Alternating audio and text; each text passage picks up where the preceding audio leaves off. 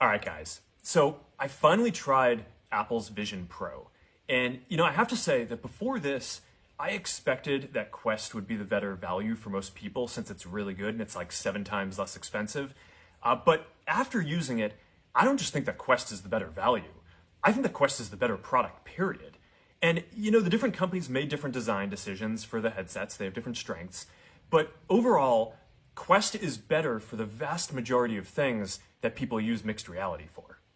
Now, my friend Kenny is actually capturing this video on Quest's high-resolution mixed reality pass-through right now. We're just here in my living room, and you can see his browser windows and whatever else he's got running up here. So yeah, Quest 3 does high-quality pass-through with big screens, just like Vision Pro. But we also designed it to be great for a lot of other things, moving around, playing games, hanging out with friends and socializing, working out, and more. Quest, I think is just a lot more comfortable. We designed it to weigh 120 grams less, which makes a really big difference on your face. There's no wires that get in the way when you move around. It's a big deal. Our field of view is wider, and I found our screen to be brighter also. I also noticed that Apple's headset has this motion blur as you move around, which Quest is just a lot crisper. Now, Apple's screen does have a higher resolution, and that's really nice. But I was surprised by how many trade-offs they had to make to the quality of the device and the comfort and ergonomics and other aspects of the display and artifacts in order to get to that.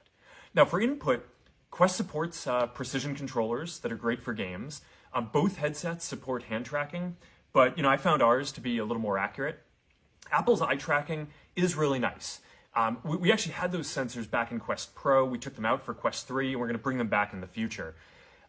It's a nice interface. It's not perfect for everything, though. For typing or complex tasks, you're going to want things like hands or a keyboard or controllers or eventually a neural interface for those kind of inputs. Quest's immersive content library is a lot deeper. We've been working with studios building virtual and mixed reality games and other content for a long time now. And if you want to watch YouTube or play Xbox on a big screen anywhere you go, that's only available on Quest for now. So, when I look around, it seems like there are a lot of people who just assumed that Vision Pro would be higher quality because it's Apple and it costs $3,000 more.